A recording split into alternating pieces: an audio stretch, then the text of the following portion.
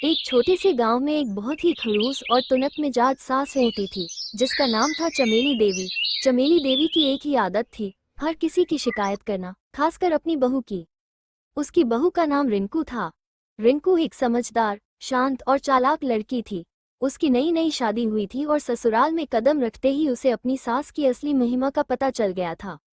रिंकू ने रसोई में पहली बार खाना बनाया तो चमेली देवी ने दाल निकाली, सूंघी और ऐसा मुंह बनाया जैसे किसी ने नींबू में नमक डालकर उसे जबरदस्ती पिला दिया हो। क्या ये दाल है या पीला पानी? चमेली देवी ने चिल्लाते हुए कहा। अम्मा जी, अगली बार आपकी पसंद के हिसाब से बनाऊंगी। चमेली देवी को ये जवाब सुनकर और भी गुस्सा आया। उसे तो बहू से तकरार करनी थी, और बहू तो शांति की मूर्ति बनी हुई थी। दिन बीतते गए। हर दिन सास कोई ना कोई बहाना निकालती। ये झाड़ू तिरछा क्यों रखा है? कपड़े ठीक से क्यों नहीं सुखाए? तू सुबह देर से क्यों उठी? और सबसे बड़ी बात, तेरी हंसी मुझे चुभती है। लेकिन रिंकू हर बात का ऐसा जवाब देती जिससे सास को गुस्सा तो आता, लेकिन कोई जवाब नहीं सूझता। एक दिन चमेली देवी अपने बेटे सूरज से शिकायत कर रही थी। देखो बेटा, तेरी बीवी मुझे ताना मारती है। वो कैसे माँ? मैं बोलती हूँ रोटी गोल नहीं बनी, तो वो बोलती है, अम्मा जी, प्यार में तो आकार मायने नहीं रखता। अब बताओ, ये ताना नहीं तो क्या है? अब तो चमेली देवी ने कसम खा ली कि वो रिंकू को परेशान करके ही रहेगी।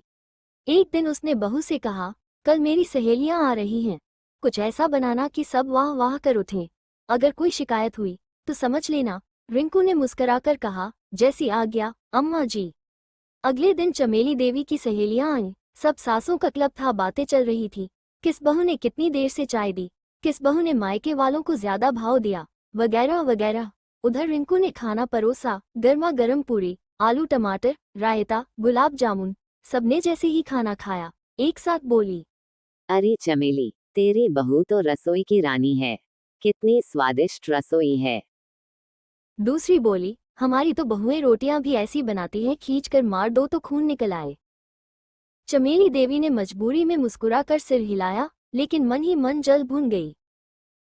अब तो वो रोज नई नई चालें सोचने लगी। कभी रिंकू से कहती, तू नींबू काटने में भी आधा घंटा लगाती है। तो कभी कहती, काम करने में तो तेरे हाथ पैर नहीं चलते, रील बनाने में तो बड़े हाथ पैर चलते हैं। शाम तक मुझे पूरा घर ऐसे चमकता हुआ चाहिए कि मैं फर्श में अपना मुंह तक देख लूं। हर काम इतना धीरे धीरे क्यों करती है? शरीर में जान नहीं है क्या? माँ जी, आज से मैं दौड़कर काम करूंगी, बस अगर आप मेरी पीठ पर मोटर लगवा दो। बड़ी तेज स्पीड वाली बहू है हमारी।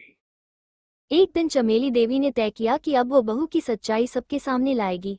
गांव में पूजा रखी और सब औरतों को बुलाया, फिर सबके सामने बोली, अब मैं आपको अपनी बहू के असली रंग दिखाती हूँ।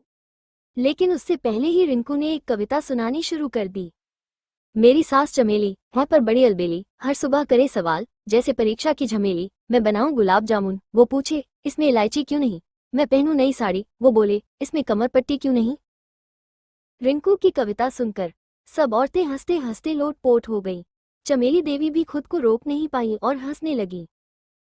अब सास को समझ आने लगा, बहू बेचारी अपना सब कुछ छोड़कर हमारे घर आई है, दिन भर काम करती है, मेरे पूरे परिवार का और मेरा ध्यान रखती है।